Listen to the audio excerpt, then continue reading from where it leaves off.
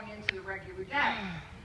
The other problems are things that we should be looking at and try to make them as smooth as possible, because just like we should be talking about education at every single meeting, they need to be able to have the time to sit with their colleagues and to talk about collaboration and educating kids what methods they can use, what other things. And I don't think, from the people I've talked to, that there's enough time. They're too concerned with all of these things.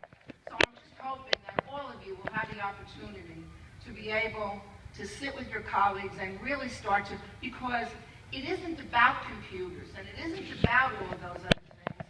It has to do with knowing the children well enough to be able to know exactly what they need, and then to be able to plan with your class and with your colleagues to be able to see that they have the skills and the instruction that they need, and they will all be differentiated, but it will be there for them. And that's not an easy thing to do, but it's really the thing that has to get done in this district if we're going to succeed, because all these other things are just tests. So we need to do that. We need to talk about education. There were a number of questions raised about the process for around item 601, the board member candidate interviews, nomination, and selection. Carol, Micheline, or Alan, would one of you just like to give some background to how we're doing this? When Sue Mackey resigned, the board knew that they would have to appoint a replacement, and a process began for the recruitment of that replacement, which involved posting a questionnaire on the website that was also advertised in the newspaper as well as on our website, the availability of that questionnaire. We used emails as well through community organizations and asking for people of interest to take the questionnaire and fill it out.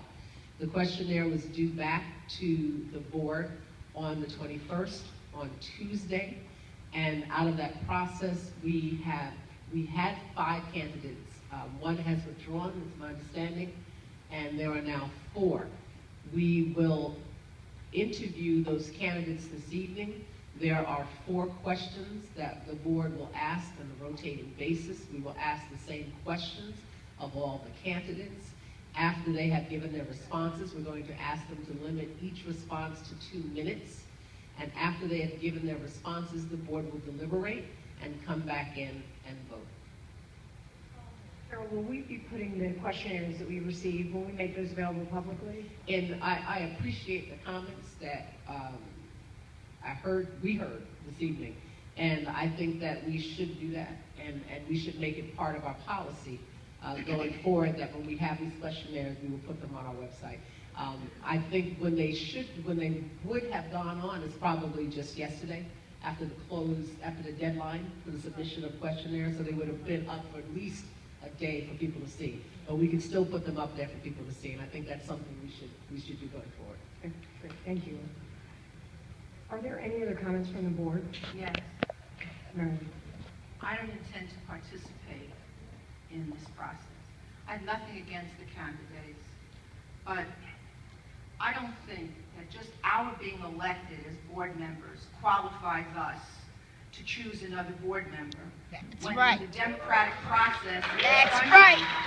Tell it, Marilyn. Have the people choose all of the board members. That's right. And I don't care whether you like the person or you don't like them, you can get along with them, you can't get along with them.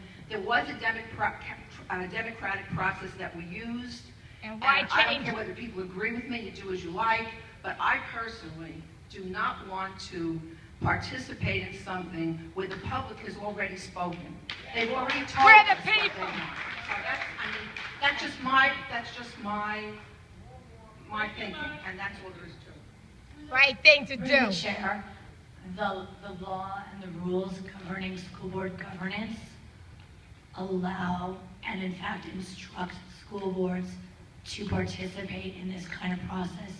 As we created the process around a search, we used the New Jersey School Board Association standards that we requested from them as a model. So we are doing this in compliance and conformity with what the standard procedures are for school boards as laid out by the regulations that govern school boards. Thank you.